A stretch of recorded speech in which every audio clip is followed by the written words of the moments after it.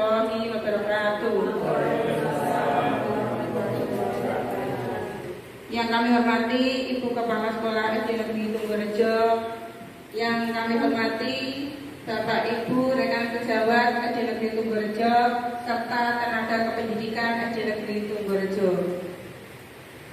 Puji syukur alhamdulillah saya panjatkan kehadirat Allah Subhanahu wa taala yang telah melimpahkan segenap rahmat-Nya sehingga pada kesempatan siang hari ini saya bersama rekan saya Bapak Budi Keswanto akan melaksanakan program kegiatan calon guru penggerak angkatan 11 Kabupaten Kendal dalam kegiatan diseminasi disiplin positif.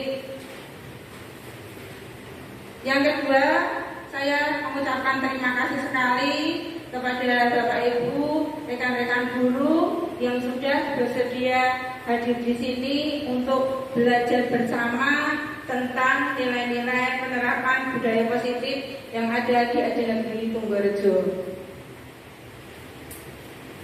Bapak Ibu, di sini saya bersama Bapak Budi Keswanto akan melaksanakan diseminasi budaya positif. Kegiatan ini bertujuan untuk yang pertama yaitu memahami konsep pendidikan menurut Ki Hajar Dewantara dihubungkan dengan konsep budaya dan lingkungan positif di sekolah yang berpihak pada murid. Yang kedua, kegiatan ini bertujuan untuk memahami konsep budaya positif. Yang ketiga, kegiatan ini bertujuan untuk memahami peran guru untuk membangun budaya positif dengan menerapkan konsep disiplin positif dalam berinteraksi dengan murid. Mari kita bersama menengok kembali apa yang disampaikan oleh Bapak Pendidikan kita yaitu Ki Hajar Dewantara. Filosofis beliau yang sampai saat ini masih kita gunakan dalam dunia pendidikan. Filosofi pendidikan menurut Ki Hajar Dewantara, dasar pendidikan adalah menuntun segala kekuatan kodrat yang ada pada anak-anak agar mereka dapat mencapai keselamatan dan kebahagiaan yang setinggi-tingginya, baik sebagai manusia maupun anggota masyarakat. Dalam menuntun laku dan pertumbuhan kodrat anak, Ki Hajar Dewantara mengibaratkan peran pendidik sebagai seorang petani atau tukang kebun. Anak-anak itu seperti biji tumbuhan yang disemai dan ditanam oleh Pak Tani atau Pak Tukang Kebun di lahan yang telah disediakan. Anak-anak itu bagaikan bulir-bulir jagung yang ditanam. Jadi menurut pendapat Ki Hajar Dewantara, pendidikan harus memberikan anak rasa nyaman dan bahagia. Bagaimana menurut pendapat Bapak Aidar? Apakah anak-anak siswa peserta didik di SD Negeri Tunggurejo ini kelihatan sudah merasa aman atau bahagia ketika belajar di SD Negeri Tunggurejo? Kami mohon pendapatnya untuk Pak Aidar memberikan pendapat tentang apa yang kita lihat pada anak-anak di SD Negeri Tunggurejo. Baik, terima kasih Bu Yuni dan Pak Budi berikan waktu untuk saya. Jadi tadi sudah Ibu paparkan bahwa di Tunggurejo ini anak-anak itu merasa nyaman dan dalam belajar mereka merasa senang. Karena apa? Karena pendidikan di Tunggurejo, terutama pendidikan di Indonesia ini sudah dalam perbaikan yang sangat ke depan, maksudnya lebih cerah lagi karena ada yang namanya pendidikan berpusat pada anak. Jadi kita sebagai seorang pendidik di Tunggurejo itu kita hanya mengeluarkan bakat-bakat anak itu, bukan kita yang menunjuk bakat itu, tapi anak itu sudah mempunyai bakat, tetapi kita memunculkan bakat itu. Nah, di Tunggurejo itu sudah ada dan guru-guru di Tunggurejo itu sudah menerapkan hal yang diterapkan oleh Ki Hajar Dewantara Terima kasih. Beri tepuk tangan untuk Pak Anjas. Terima kasih. Jadi menurut pandangan Bapak selaku salah satu pengajar di SD Negeri Tunggurejo, kita sepakat bahwa SD kita sudah menciptakan pembelajaran yang nyaman dan bahagia untuk anak. Jadi kita sepakat bahwa Dewan Guru SD Negeri Tunggurejo ini akan menciptakan lingkungan belajar yang benar-benar nyaman dan merasa senang untuk anak-anak, tidak hanya mengembangkan hasil akhir berupa angka atau nilai. Kemudian pendidikan adalah tempat persemaian benih-benih kebudayaan dalam masyarakat. Dalam mendidik, kita harus memperhatikan kodrat keadaan alam dan kodrat keadaan zaman. Anak bukanlah kertas kosong yang dapat ditulis sesuai kemampuan orang dewasa yang bisa dikenal dengan tabula rasa. Namun anak yang dilahirkan itu diumpamakan sehelai kertas yang sudah ditulisi penuh, tetapi semua tulisan-tulisan itu suram. Pendidikan berkewajiban dan berkuasa menebalkan segala tulisan yang suram dan yang berisi baik, agar kelak nampak sebagai budi pekerti yang baik, sehingga tulisan yang mengandung arti tidak baik hendaknya dibiarkan agar jangan sampai menjadi tebal bahkan makin suram. Pada penjelasan ini, kalau dulu kita memahami anak-anak adalah kertas kosong dan kita bisa menuliskan apa yang kita mau.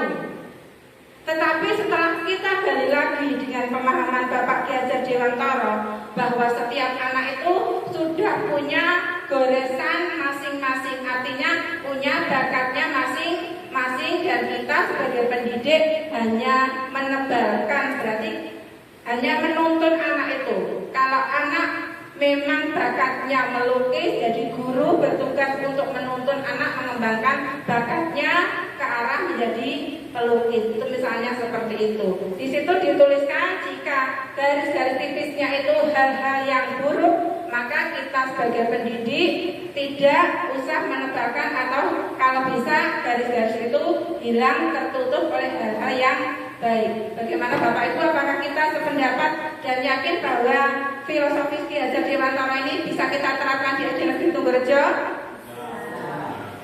Terima kasih. Untuk mewujudkan keselamatan dan kebahagiaan setinggi-tingginya bagi siswa, hal yang dapat dilakukan dengan menciptakan proses pembelajaran yang berupaya memenuhi kodrat kebutuhan tumbuh kembang anak, pembelajaran yang menghamba pada anak, sehingga anak dapat berkembang sesuai kodrat alam dan kodrat zamannya, serta proses untuk mencapai keselarasan, keseimbangan hidup antara cipta, rasa, karsa, dan karya, sehingga mampu memiliki kesadaran sosial dalam memerdekakan dirinya dan memerdekakan orang lain. Peran pendidik hanya menuntun, membersamai anak menggunakan sistem among siswa. Jadi untuk saat ini para pendidik diharapkan agar benar-benar mengembangkan kodrat alam dan kodrat zaman. Zamannya sekarang sudah dengan teknologi, bagaimana kita juga mendampingi anak-anak bisa menggunakan teknologi dengan tepat guna dan mengarahkan anak akan menggunakan hal itu untuk hal yang positif.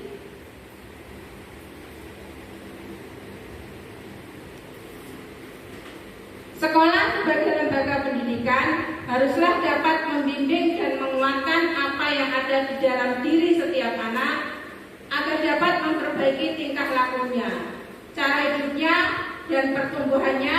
Hal ini dapat dicapai dengan penerapan budaya positif di sekolah.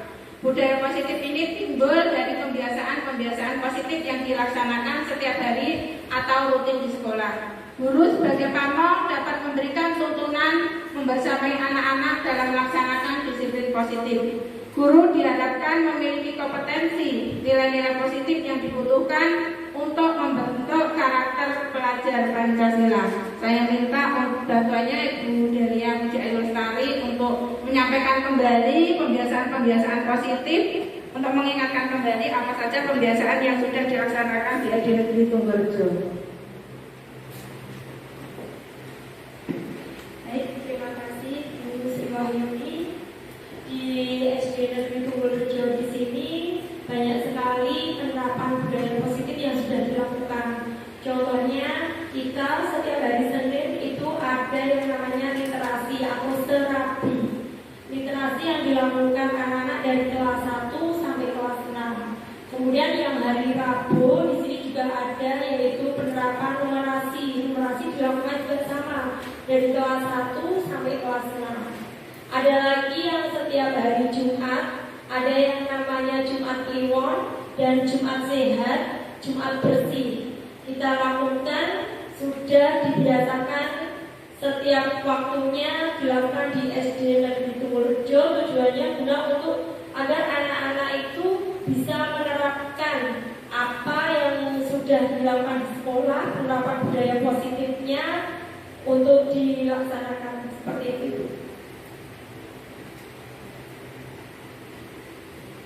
Beri tepuk tangan Bapak Ibu untuk rekan bertugas sehingga betul sekali bahwa SD Negeri Tunggalrejo telah melaksanakan pembiasaan dari hari Senin upacara, kemudian literasi untuk hari Selasa, Rabunya adalah numerasi, kemudian kegiatan keagamaan ada Jumat Kliwon, Jumat Sehat. Semua itu kita laksanakan untuk mewujudkan karakter pelajar Pancasila di SD Negeri Tunggalrejo.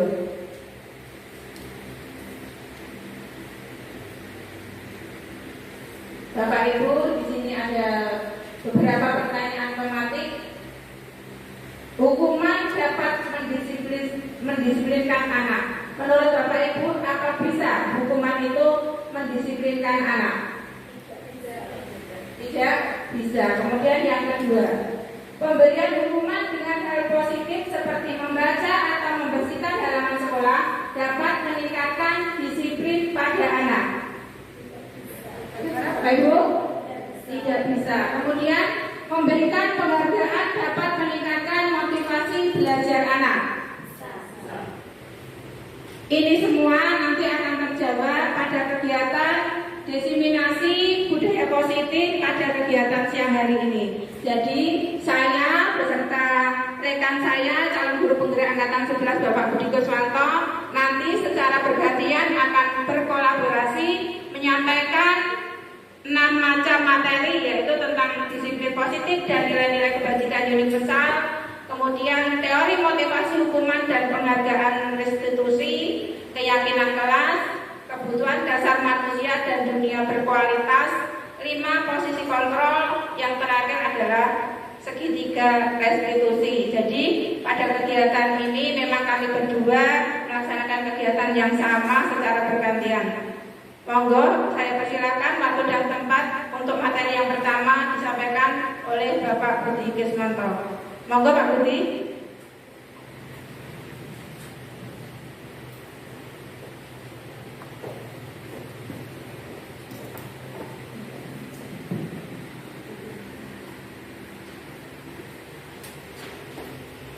Assalamualaikum warahmatullahi wabarakatuh. Terima kasih Bu Yuni atas waktunya telah diberikan kepada saya. Di sini Bapak Ibu, saya di sini untuk menghubungi bimbingan ya. Saya di sini untuk belajar ya. Di dalam disiplin positif, ini ada perubahan paradigma. Kegiatan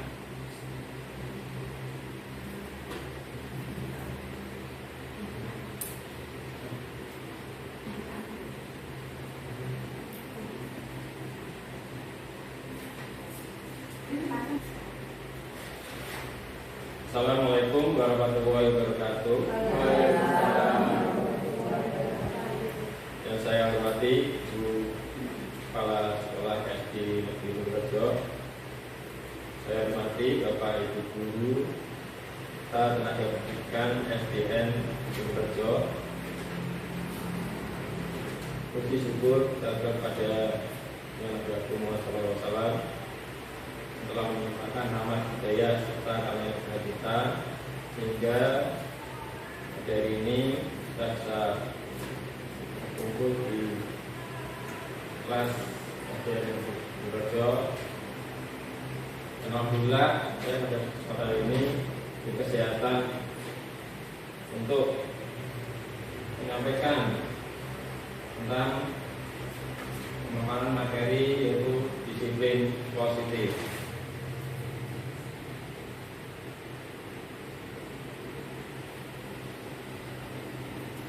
Untuk perubahan paradigma ini ada kegiatan palan tangan ya.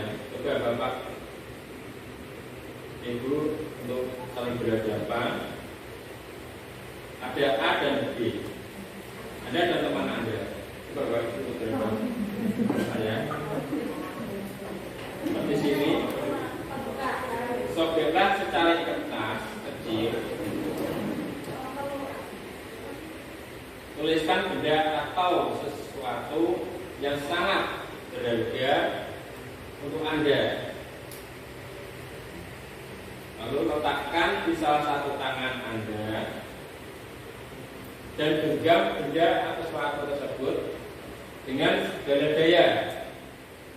Buatlah sebuah palan. Teman Anda B akan mencoba dengan sekuat tenaga dengan berbagai cara untuk meminta Anda memberikan benda tersebut. I bisa membujuk, mengancam, menggadi, merayu, menyuap, apa saja agar dapat mengungkap palan tangan Anda. Apa yang terjadi? Pak I. Palan tangan. Juga tulis layu. Gimana caranya bisa kepala tangan itu ya Pak I bisa terbuka? Dengan cara apa saja?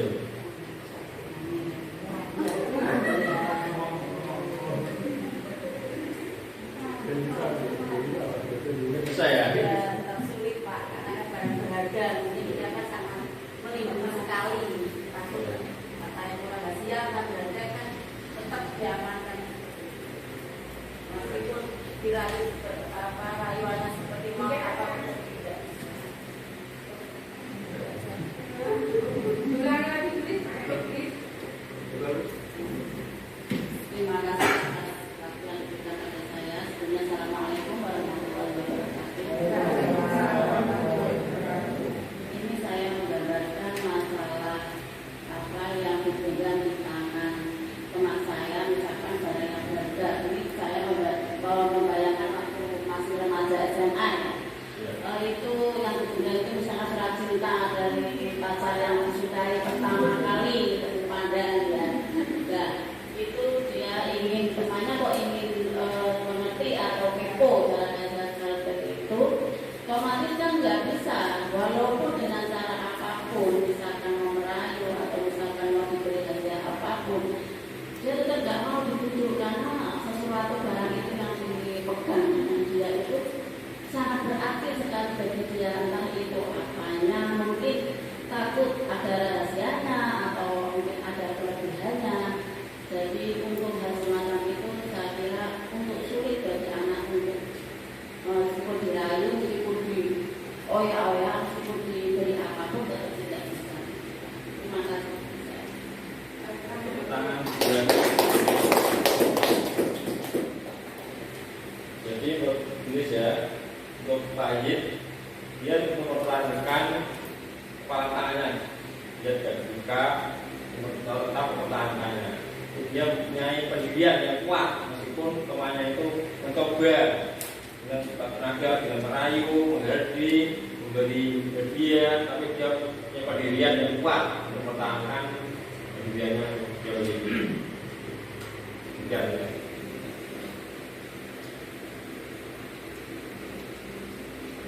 Kedua yaitu perubahan paradigma teori kontrol, ilusi kontrol. Ilusi kontrol ada 4. Yang pertama yaitu ilusi guru mengontrol murid. Jadi di sini guru bisa mengontrol murid ya. Yang kedua, ilusi bahwa kritik dan membuat orang merasa bersalah dapat menguatkan karakter.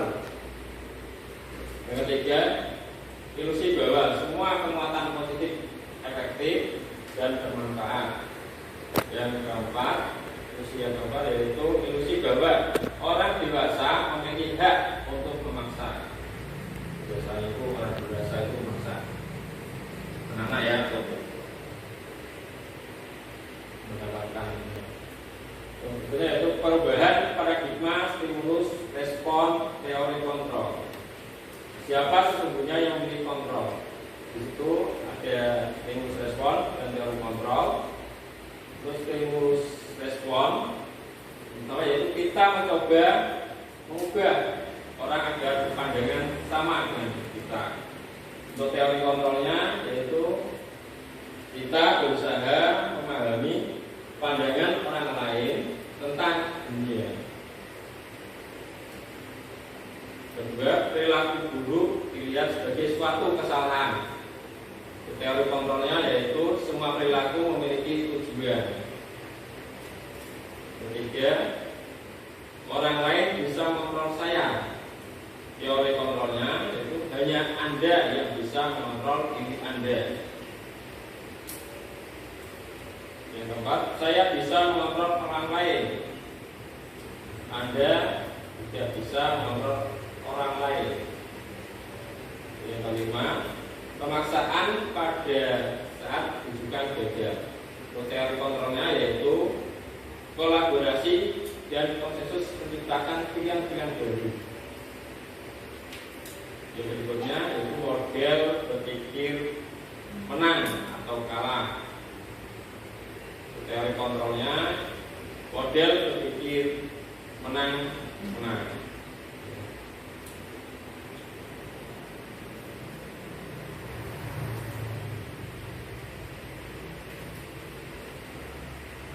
Apakah makna disiplin? Menurut Bapak Ibu, disiplin itu apa sih Pak?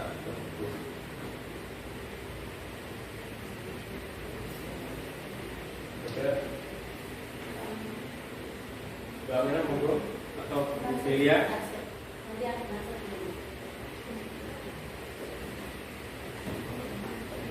Delia.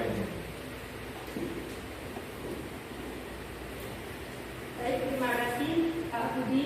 Menurut saya disiplin itu belajar dari anak nih. Disiplin itu mendisiplinkan anak untuk tepat waktu, tidak terlambat. Anak bisa belajar dengan tepat waktu itu sudah disiplin sekali. Terima kasih.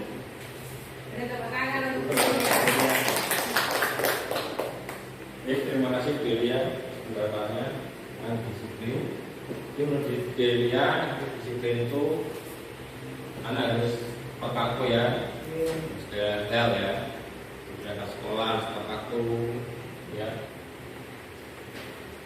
Di sini disiplin ya, berasal dari bahasa Latin yaitu disiplina, yang artinya belajar. Mana asal dari kata ini berkonotasi dengan disiplin diri dari murid-murid. Ini ada pendapat dari Pak Sokrates dan Plato ya. Menurut dia, disiplin diri membuat orang menggali potensinya menuju sebuah tujuan apa yang dia gapai. Namun dalam budaya kita, makna kata disiplin telah berubah menjadi sesuatu yang dilakukan seorang pada orang lain untuk mendapatkan kepatuhan. Kecenderungan umum adalah menghubungkan kata disiplin dengan ketidaknyamanan, bukan dengan apa yang kita hargai atau pencapaian suatu tujuan mulia.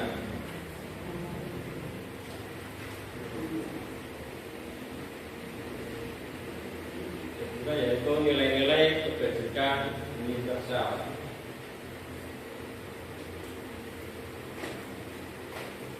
Nilai-nilai kebajikan adalah sifat-sifat positif manusia yang merupakan tujuan mulia yang ingin dicapai setiap individu. Nilai-nilai tersebut bersifat universal dan lintas bahasa, berbangsa, agama, maupun latar belakang. Ini nilai-nilai kebajikan yang ingin dicapai oleh setiap anak Indonesia kita kenal dengan profil pelajar Pancasila. Itu yang pertama, beriman dan bertakwa kepada Tuhan Yang Maha Esa dan berakhlak mulia. Yang kedua yaitu berkebinekaan global. Ketiga, gotong royong. Yang keempat, mandiri. Yang kelima, kreatif. Dan yang keenam, bernalar kritis.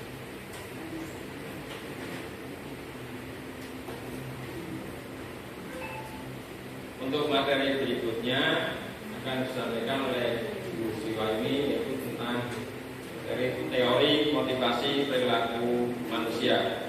Untuk Ibu Siwaimi. Beri tepuk tangan dulu Bapak Ibu untuk Bapak Budi Keswanto. Bagaimana Bapak Ibu?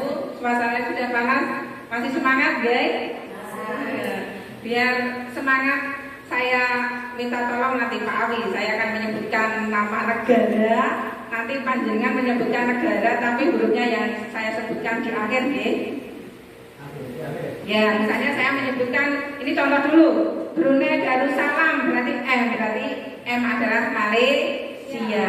Ya, seperti itu. Nanti kalau Pak Awi tidak bisa dilanjutkan dengan sampingnya, Bapak Ibu sampingnya. Saya akan menyebutkan negara Hong Kong, Guatemala, betul. Terus Bu, mudah Bu, yang untuk naik haji, Arab Saudi, Bu Siska, Indonesia,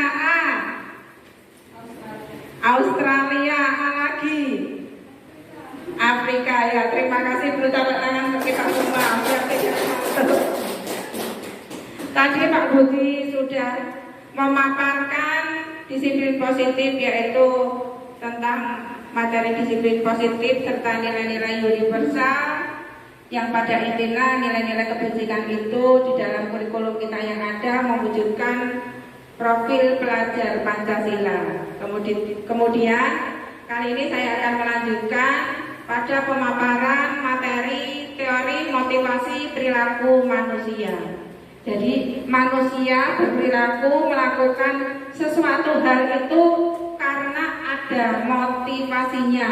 Misalnya kita aja kerja biar dapat gaji atau biar tidak di rumah aja bosan, itu motivasi. Tapi kita lihat sebenarnya motivasinya itu apa saja manusia melakukan itu. Kalau sesuai dengan teori disiplin positif, maka teori motivasi perilaku manusia itu yang pertama, untuk menghindari ketidaknyamanan atau hukuman apa yang akan terjadi apabila saya tidak melakukannya. Itu motivasi eksternal, motivasi dari luar.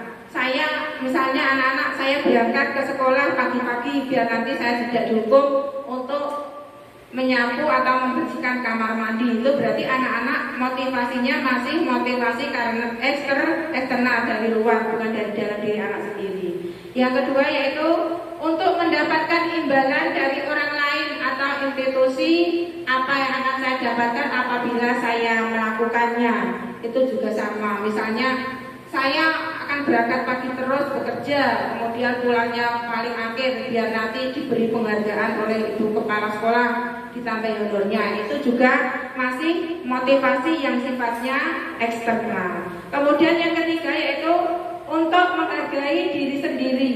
Saya akan menjadi orang yang seperti apa bila saya melakukannya. Itu adalah motivasi internal. Itu adalah tujuan disiplin. Tujuan diri positif adalah motivasinya adalah itu. Saya minta tolong Bu Aminah, motivasi positifnya jauh-jauh dari Kaliwungu mau mengajar di SD Negeri Tunggulrejo itu, motivasi positifnya apa kira-kira Bu Aminah? Terima kasih atas waktu yang diberikannya. Assalamualaikum warahmatullahi wabarakatuh. Sebenarnya banyak sekali motivasinya, jauh-jauh dari Kaliwungu ke Kendal. Yang pertama menambah penghasilan, yang kedua menambah ilmu, karena dengan kita berinteraksi dengan sesama guru, masyarakat, maka ilmu kita akan bertambah. Yang ketiga, senang bermain dengan anak-anak, karena itu suatu hiburan untuk saya. Sekian dulu, wassalamualaikum warahmatullahi wabarakatuh. Terima kasih Bu Aminah yang sudah menyampaikan motivasinya, karena Bu Aminah rumahnya paling jauh dari Kaliwungu, jalannya sudah macet, mengusahakan teman-temannya mungkin masih mandi. Bu Aminah sudah berangkat seperti Bu Kepala Sekolahnya dulu itu dari Semarang, teman-temannya masih tidur, sudah berangkat jauh-jauh dari Semarang karena punya motivasi. Tapi harapannya Bapak Ibu di sini tujuannya adalah tujuan disiplin positif, yaitu tujuan dari eksternal kita, bahwa kita punya tanggung jawab. Kita karena merasa punya tanggung jawab kita adalah kita harus menjalankan amanah untuk mendampingi, menuntun anak-anak belajar di sekolah. Itu adalah motivasi internal pada setiap pendidik. Kalau tadi kita berbicara tentang motivasi positif, motivasi yang bagus, yang mendorong kita bisa melakukan suatu hal, lalu kita diarahkan untuk belajar tentang hukuman. Hukuman itu bersifat tidak terencana atau tiba-tiba. Murid atau anak tidak tahu apa-apa yang terjadi dan tidak dilibatkan. Yang kedua, bersifat satu arah dari pihak guru yang memberikan dan murid menerima tanpa suatu kesepakatan atau pengarahan dari pihak guru sebelum dan sesudahnya. Hukuman berupa fisik maupun psikis, anak disakiti oleh perbuatan atau kata-kata. Jadi hukuman tidak terencana. Misalnya saya sudah mengajar di kelas, ada anak-anak yang terlambat. Kamu kok terlambat datangnya? Ayo tulis dulu di luar berapa halaman. Berarti itu kan tiba-tiba anak tidak tahu bahwa dirinya kalau terlambat tiba-tiba akan dikasih hukuman itu, dan tidak ada kesepakatan bahwa nanti kalau kamu terlambat akan itu tidak ada. Itu adalah bentuk-bentuk hukuman. Atau kita mungkin kalau pengis itu berarti kata-kata yang melukai anak. Kenapa kok berangkat telat? Kenapa anak itu kata-katanya sampai menyinggung anak? Meskipun kita tidak menghukumnya secara fisik, tapi secara kejiwaan anak-anak terluka, merasa hal yang tidak baik itu merupakan hukuman. Disiplin dalam membentuk konsekuensi. Sudah terencana atau sudah disepakati. Kalau konsekuensi itu Bu, sudah terencana dan sudah disepakati, sudah dibahas dan disetujui oleh murid dan guru. Jadi sudah menjadi kesepakatan. Misalnya saya anak-anak kelas 3, nanti kalau tidak mengerjakan PR berarti kita sepakat ya, nanti ketika pulang sekolah anak-anak di sini dulu dengan ibu guru, kalian mengerjakan di kelas setelah jam pulang. Berarti sudah disepakati sebelum hal-hal itu dilakukan oleh anak-anak. Murid dibuat tidak nyaman untuk jangka waktu pendek. Jadi tidak nyaman sebentar saja. Temannya sudah pulang, di sini dulu. Sikap guru senantiasa mengontrol murid. Kita tetap mengontrol. Meskipun anak merasakan konsekuensi itu, tapi kita tetap mengontrol, mendampingi. Perbedaan hukuman dan konsekuensi. Kita lihat dulu yang hukuman. Hukuman itu sesuatu yang menyakitkan yang harus terjadi. Jadi hukum itu sangat menyakitkan sekali. Membuat anak sakit fisik maupun hatinya untuk jangka waktu yang lama. Jadi hukumannya sekarang adalah anak-anak yang sudah lulus, sudah bekerja itu ingat gurunya dulu yang pernah menghukum siapa itu sampai dewasa itu ingat Bu. Anak membenci kedisiplinan. Anak-anak benci, saya seperti itu kalau tidak nanti dihukum, merasa dipaksa. mendorong anak menyakiti dirinya sendiri. Konsep diri yang buruk, anak belajar untuk menyembunyikan kesalahan. Jadi kalau punya kesalahan, misalnya tidak mengerjakan PR, biar tidak dihukum, memaksa teman untuk meminta pekerjaannya, itu kan karena dia takut. Jadi menyembunyikan kesalahan, kemudian milik temannya diganti, itu juga bentuknya seperti itu. Marah, rasa bersalah, dipermalukan, merasa tak dihargai. Jadi kalau kita memberi hukuman, itu anak-anak akan merasa bersalah, dipermalukan, dan tidak dihargai. Beda kalau konsekuensi. Sesuatu harus terjadi, membuat anak merasa tidak nyaman dalam jangka waktu pendek saja. Anak menghargai disiplin, ada stimulus, ada tanggapan, mendorong anak agar mudah menyesuaikan diri. Konsep diri yang baik, anak belajar untuk mematuhi peraturan, kehilangan hak dibuat tidak nyaman dan diasingkan hanya untuk sementara waktu saja. Itu adalah perbedaan dari hukuman dan konsekuensi. Mari kita lihat bersama. Yang pertama, mencatat 100 kali di dalam buku kalimat saya tidak akan terlambat lagi karena terlambat ke sekolah. Jadi mencatat 100 kali dalam buku kalimat saya tidak akan terlambat lagi. Itu hukuman atau konsekuensi, Bapak Ibu? Hukuman. Yang pertama kita kunci ya, hukuman. Yang kedua, lari mengelilingi lapangan basket 2 kali karena terlambat hadir di sekolah. Konsekuensi atau hukuman? Hukuman. Yang kedua tadi hukuman. Yang ketiga, murid diminta untuk push up 15 kali karena tidak menggunakan masker ke sekolah. Hukuman. Menggantikan kertas tugas teman yang telah dicoret-coret. Membersihkan tumpahan air di meja tulis karena tersenggol pada saat pelajaran belajar. Murid disuruh untuk mengenakan sepatu seharian di sekolah karena tidak mengenakan sepatu hitam. Lari mengelilingi lapangan basket 2 kali karena terlambat 10 menit untuk pelajaran PJOK. Mari kita lihat jawabannya. Yang pertama tadi 100 kali itu mesti menghukum anak karena tidak ada hubungannya dengan terlambat. Dengan dia menulis tidak akan mengubah dia waktu yang hilang tadi. Kemudian mengelilingi basket 2 kali terlambat hadir juga sama. Kemudian push up juga hukuman. Kalau konsekuensi tadi karena dia mencoret-coret teman kertasnya, otomatis konsekuensinya harus mengganti. Yang menumpahkan juga konsekuensinya harus mengganti. Yang disuruh mengenakan sepatu seharian itu juga termasuk hukuman. Mengelilingi lapangan basket 2 kali karena terlambat 10 menit untuk pelajaran PJOK. Kenapa konsekuensi? Karena mungkin sudah disepakati antara siswa dan murid sebelum kegiatan pelajaran.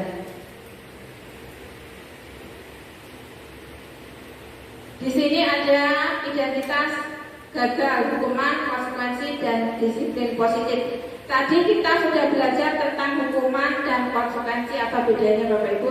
Tapi ada yang lebih baik dari semua itu, yaitu restitusi.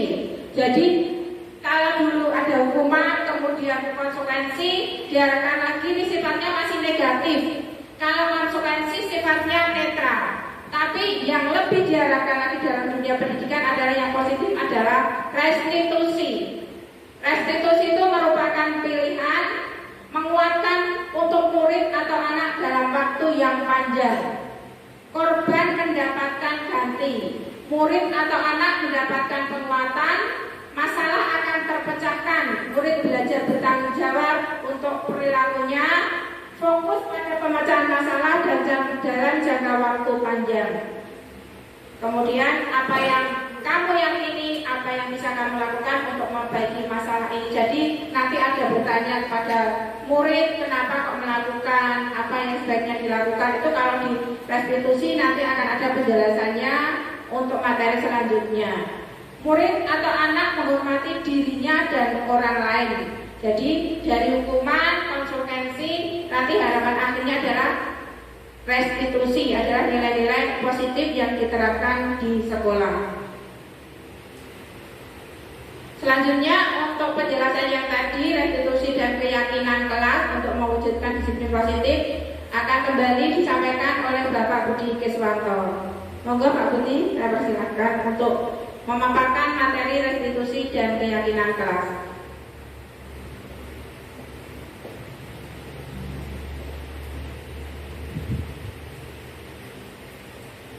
Terima kasih Bu. Izin menyampaikan untuk restitusi dan keyakinan kelas. Apa itu restitusi?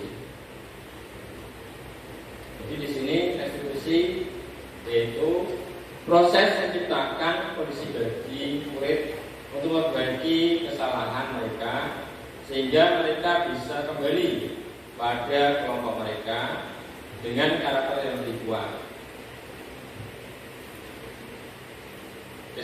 Restitusi juga merupakan proses kolaboratif yang mengajarkan murid untuk mencari solusi untuk masalah mereka dan membantu murid berpikir tentang orang seperti apa yang mereka ingin menjadi tujuan mulia dan bagaimana mereka harus memperlakukan orang lain.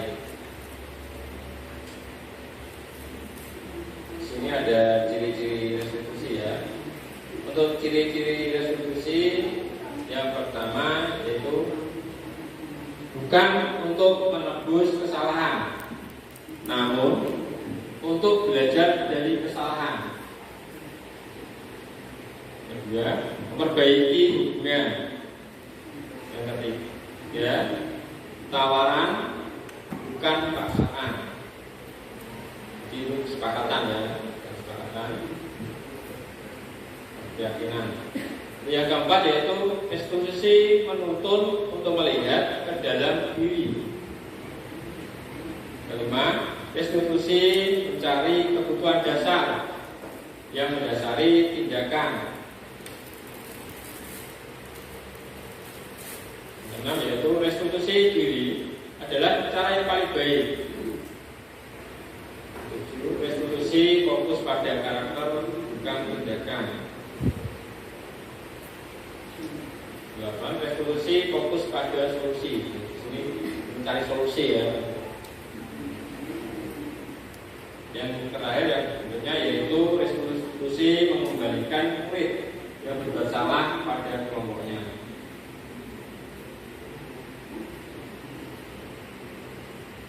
Untuk keyakinan kelas, mengapa bukan peraturan saja, melainkan mengapa harus keyakinan kelas? Bapak Ibu, mengapa kok bukan peraturan saja, melainkan mengapa harus keyakinan kelas?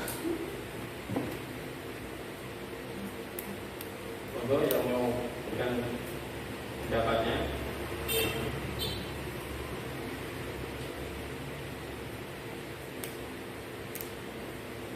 Monggo Bu Aminah.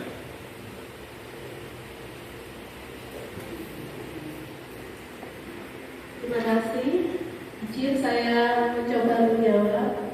Kalau peraturan itu wajib dilaksanakan, biasanya berdasarkan institusi atau yang diberikan guru pada murid. Tetapi kalau keyakinan menurut saya itu berdasarkan kesepakatan dari siswa, apa yang akan dilaksanakan dan apa yang tidak boleh dilaksanakan. Sekian dulu dari saya. Wassalamualaikum warahmatullahi wabarakatuh. Tangan buat Bu Aminah. Jadi di sini menurut Bu Aminah, untuk peraturan itu harus kita laksanakan ya, atau wajib ya. Untuk keyakinan jadi ada kesepakatan antara siswa dan guru ya.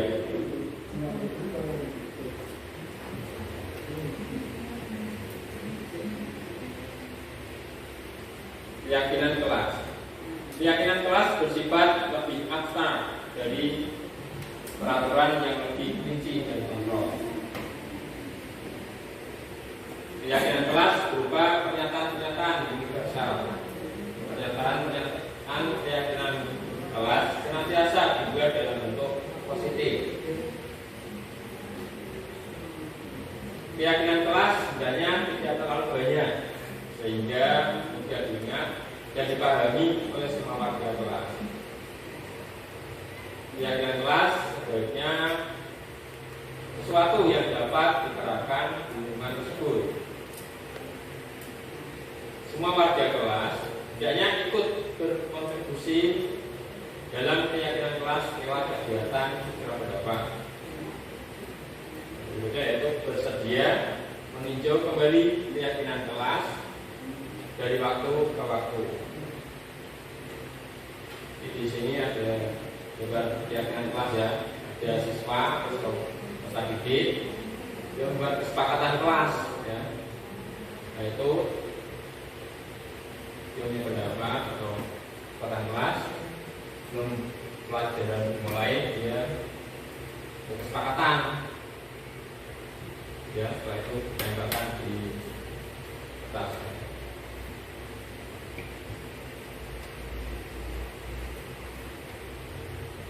Berikutnya itu kebutuhan dasar manusia dan dunia berkualitas.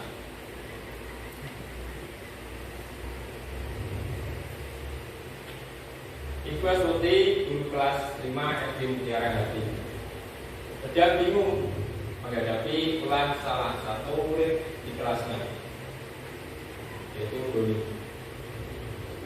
Beberapa anak di kelas 5 telah datang padanya dan mengeluhkan Doni yang sering kali meminta bekal makan siang mereka dengan paksa. Jika Bapak Ibu menghadapi situasi seperti Ibu Astuti, apa yang akan Bapak Ibu lakukan? Gimana Bapak Ibu? Bapak Ibu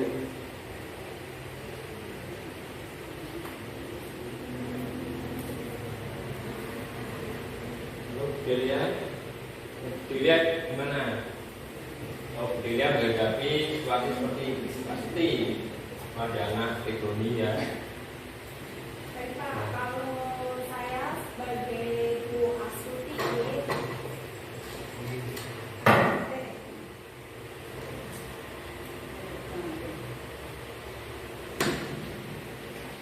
kalau saya sebagai Ibu Astuti, saya akan bertanya,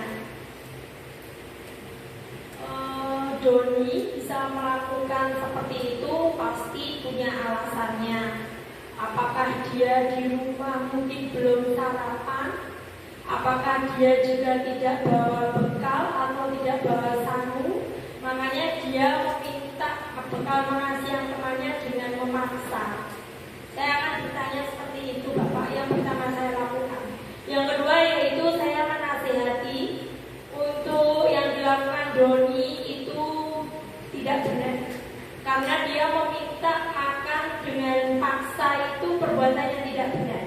Seperti itu Pak Bu Giri, terima kasih.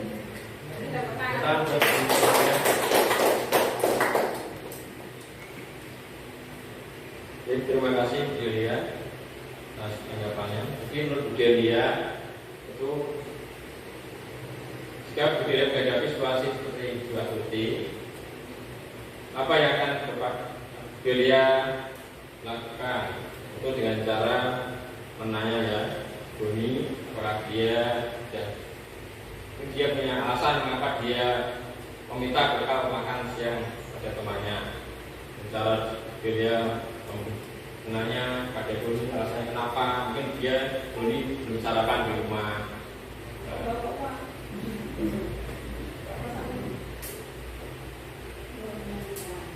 Untuk berikutnya yaitu 5 kebutuhan dasar manusia. Yang pertama, kebutuhan bertahan hidup atau survival, merupakan kebutuhan yang bersifat fisiologis untuk bertahan hidup, misalnya kesehatan, rumah, dan makanan. Kebutuhan biologis sebagai bagian dari proses reproduksi, termasuk kebutuhan untuk tetap bertahan hidup. Komponen psikologis pada kebutuhan ini meliputi kebutuhan akan perasaan aman. Yang kedua, kebutuhan dasar yang kedua yaitu kasih sayang dan rasa diterima. Kebutuhan untuk diterima. Anak-anak yang memiliki kebutuhan dasar kasih sayang dan rasa diterima yang tinggi biasanya ingin disukai dan diterima oleh lingkungannya. Mereka juga akrab dengan orang tuanya dan biasanya mereka lebih bersemangat belajar karena suka kepada dunia. Bagi mereka teman sebaya sangat penting. Mereka suka bekerja dalam kelompok. Yang ketiga itu penguasaan, kebutuhan pengakuan atas kemampuan. Kebutuhan ini berhubungan dengan kekuatan untuk mencapai sesuatu, menjadi kompeten, menjadi terampil, diakui atas prestasi dan keterampilan kita, didengarkan dan memiliki rasa harga diri.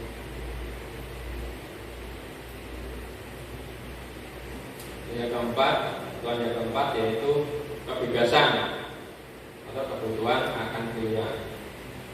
Kebutuhan ini berhubungan dengan kekuatan untuk mencapai sesuatu yang menjadi kompeten, menjadi terampil, diakui atas prestasi dan keterampilan kita, didengarkan dan memiliki rasa harga diri. Untuk kebutuhan dasar manusia yang terakhir, yang kelima yaitu kesenangan atau kebutuhan untuk merasa senang. Kebutuhan akan kesenangan adalah kebutuhan untuk mencari kesenangan, bermain dan tertawa. Anak-anak dengan kebutuhan dasar kesenangan yang tinggi biasanya ingin menikmati apa yang dilakukan. Mereka juga bisa berkonsentrasi tinggi saat mengerjakan hal yang disenangi. Mereka suka permainan dan suka mengoleksi barang, suka bergurau, suka melucu, dan juga memuaskan. Bahkan saat mereka bertingkah laku, mereka masih terlihat lucu.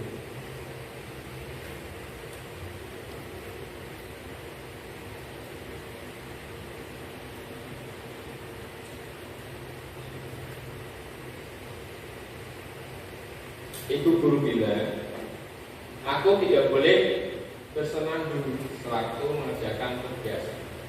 Katanya kelas harus tenang, tidak ada suara. Padahal kan aku suka dan senang menyanyi. Nah, itu menurut Bapak Ibu termasuk kebutuhan apa? Kan ada 5 kebutuhan dasar manusia ya. Kesenangan ya. Yang pertama itu masuk kebutuhan kesenangan. Yang kedua, ibu guru tidak menyapa dari ini, padahal aku pakai jepit rambut baru. Gimana menurut Pak Ibu? Termasuk kebutuhan apa? Pengakuan ya. Menurut Pak Ibu termasuk kebutuhan pengakuan ya.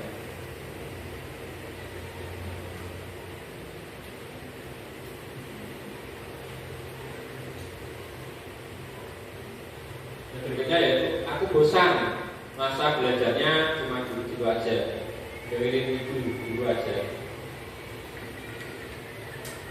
Mana Bapak Ibu? Menurut Bapak Ibu termasuk bukan apa itu? Kebebasan ya. Yang keempat, aku sebel, gambarku tidak rapi, malah ibu guru nunjukin ke teman-temanku di depan kelas. Termasuk kebutuhan apa Pak?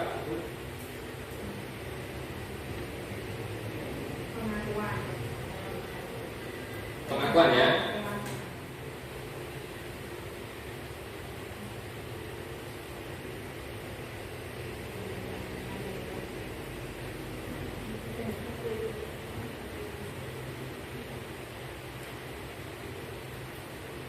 Berikutnya yaitu ini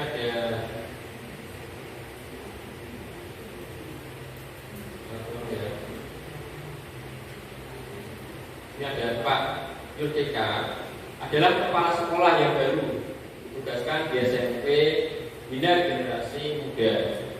Sejak kedatangannya di sekolah itu, Pak Yudhika mencoba untuk menyesuaikan diri dengan lingkungan di sekolah tersebut.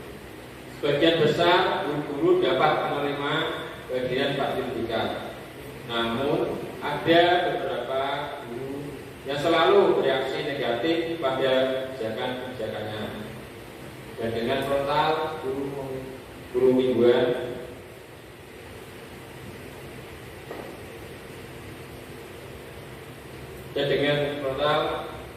membukannya di rapat guru mingguan. Salah satu Pak Malik dalam rapat guru mingguan, Pak Malik seringkali mempertanyakan kebijakan-kebijakan yang diambil oleh Pak Yudhika tanpa hubungan yang kuat. Rekan-rekannya sesama guru heran dengan perilaku Pak Malik. Ini karena sebelumnya ia dikenal sebagai seorang guru yang selalu mengikuti kebijakan kepala sekolah. Bahkan selama ini cenderung diam bila di rapat guru. Pak Hanafi, sahabat Pak Malik, mencoba mendekatinya dan menanyakan apa yang menyebabkan ia bertindak seperti itu. Ada beberapa kemungkinan jawaban yang diberikan Pak Malik. Identifikasi kebutuhan yang ingin dipenuhi oleh Pak Malik. Jika responnya seperti di kolom berikut ya. Bila Anda berada dalam posisi Pak Yudhika dan mendengar informasi dari Pak Hanafi tentang alasan Pak Malik melakukan hal itu, apa yang akan Anda lakukan pada Pak Yudhika agar kebutuhannya terpenuhi?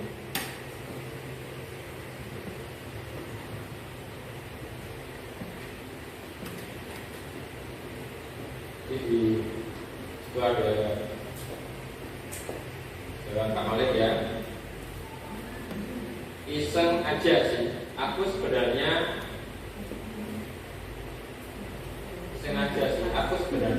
aku senang lihat kepala sekolah baru itu kebingungan kalau tanya-tanya di rapat.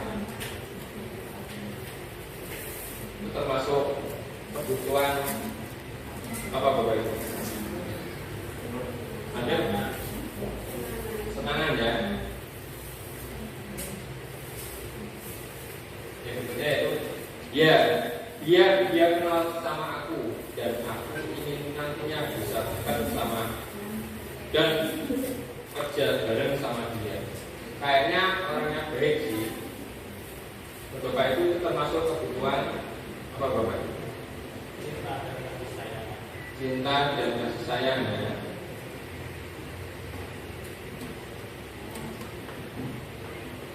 Akhirnya saya sebenarnya tidak paham beliau bicara apa tentang Pak Yudhika. Makanya saya tanya-tanya saja daripada saya kelihatan tidak paham. Masa aku yang sudah senior di sini tapi kelihatan tidak paham. Malu dong. Termasuk apa? Baik. Penguasaan ya. Yang berikutnya, gaya ngomongnya Pak Yudhika itu monoton sekali ya. Bosan jadi pendengarnya. Saya pikir tidak akan selesai-selesai. Ngomongnya begitu saja. Tidak ada cara lain ya untuk menyampaikan materi dia. Termasuk kebutuhan tidak sana.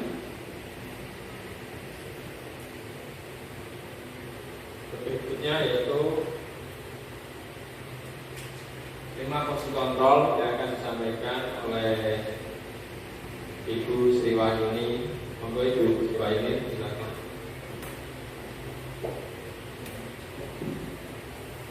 Terima kasih Pak Budi, Bapak Ibu.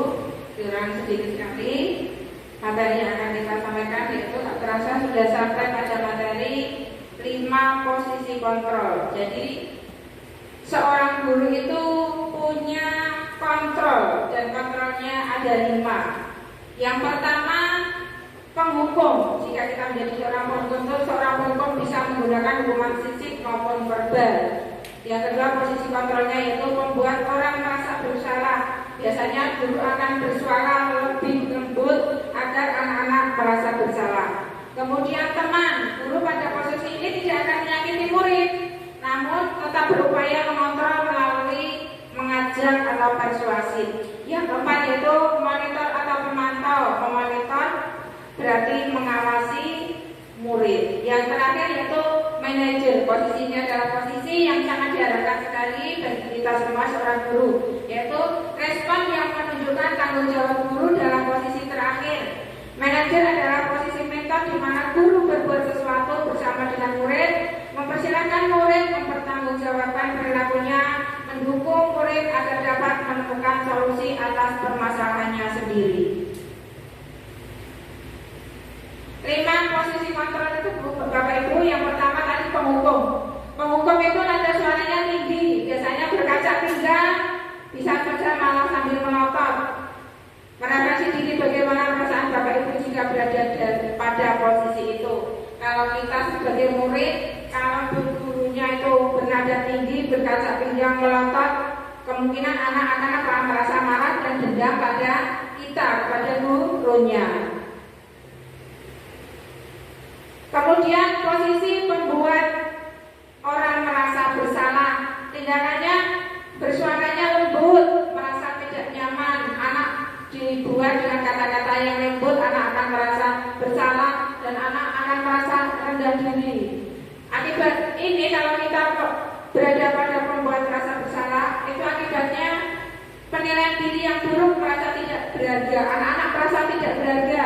Dan karena telah membuat kecewa, membuat mungkin orang kita sebagai guru kecewa, membuat orang tua kecewa. Itu adalah tindakan kita jika kita berada pada posisi membuat orang merasa bersalah. Kemudian yang ketiga yaitu posisi kontrol sebagai teman. Sebagai sesama teman, kita sesama rekan guru atau sama siswa pasti suaranya lebih ramah, kemudian dengan nada bercanda, merapat kepada anak. Jika posisi ini kita terapkan pada anak, murid akan merasa senang dan akrab dengan guru. Ini termasuk dampak yang positif. Hanya saja di sisi negatif, murid menjadi tergantung pada guru. Bila ada masalah, dia merasa bisa mengandalkan guru tersebut untuk membantunya. Akibat lain dari posisi teman, tadi hanya akan berbuat sesuatu bila menyuruhnya adalah gurunya tersebut. Jadi jika anak-anak nyaman dengan saya karena saya dianggap temannya, maka dia akan merasa tidak nyaman jika didampingi oleh guru lain. Kemudian yang keempat adalah pemantau. Jika guru menggunakan posisi kontrol pemantau, maka tindakannya bersuara datar, bahasa tubuhnya formal. Akibatnya murid memahami sanksi yang harus dijalankan karena telah melanggar salah satu peraturan sekolah. Guru tidak menunjukkan suatu emosi yang berlebihan, menjadi marah atau membuat merasa bersalah. Murid tetap dibuat tidak nyaman, yaitu dengan harus tinggal kelas pada waktu jam istirahat dan mengerjakan tugas.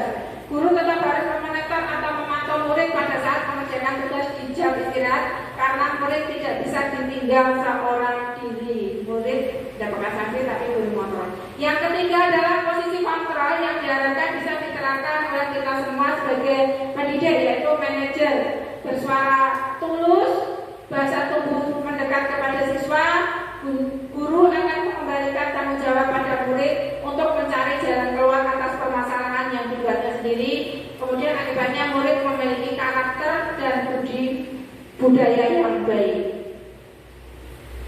Untuk menerapkan 5 posisi kontrol tadi, maka akan kita gunakan yaitu proses segitiga restitusi, di mana yang pertama yaitu menstabilkan identitas siswa, kemudian menanyakan keyakinan apa yang membuatnya melakukan hal tersebut, kemudian kita mencari tahu, mengajak bicara mana tindakan salah dan mana tindakan yang seharusnya dilakukan oleh siswa, yaitu dengan segitiga restitusi. Ini adalah contoh kegiatan saya melakukan praktek video restitusi dengan siswa SD Negeri Tunggurejo. Kita adalah suatu proses dialog yang diajarkan oleh guru. Jadi harus dialog dengan guru. Ketika ada anak-anak yang berbuat kesalahan, saya berusaha menggunakan tahapan segitiga restitusi ini.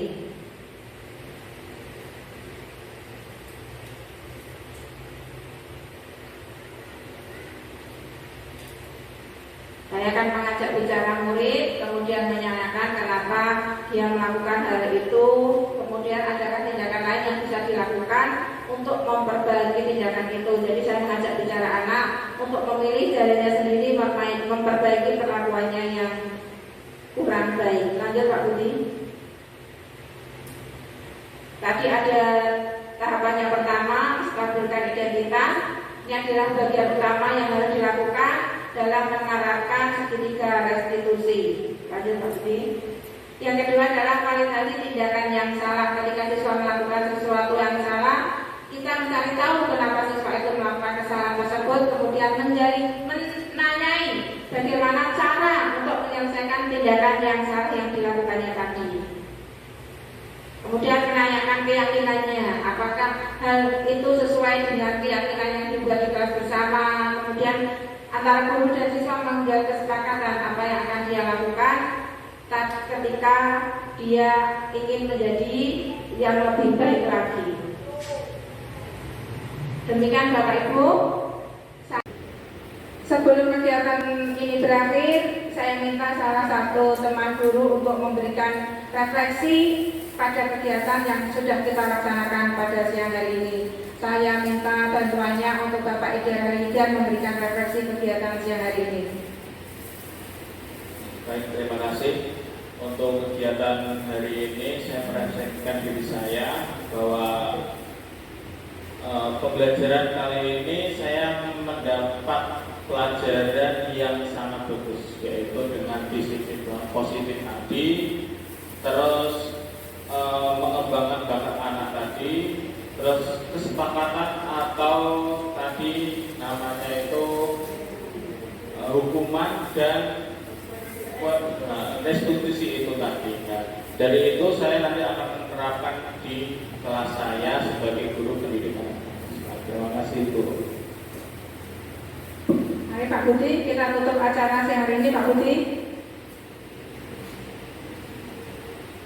Tak terasa sudah 60 lebih kita bersama melakukan diseminasi disiplin positif. Kita sudah merefleksi bersama. Semoga kegiatan ini bermanfaat untuk kita semua. Dan kami, saya Adri Wahyuni, calon guru penggerak angkatan 11 Kabupaten Kendal. Saya Budi Deswanto, calon guru penggerak angkatan 11 Kabupaten Kendal. Kami berdua mengucapkan terima kasih sekali atas dukungan Bapak Ibu semuanya. Kami juga mohon maaf yang sebesar-besarnya apabila dalam kegiatan ini banyak kekurangan. Akhir kata, wassalamualaikum warahmatullahi wabarakatuh.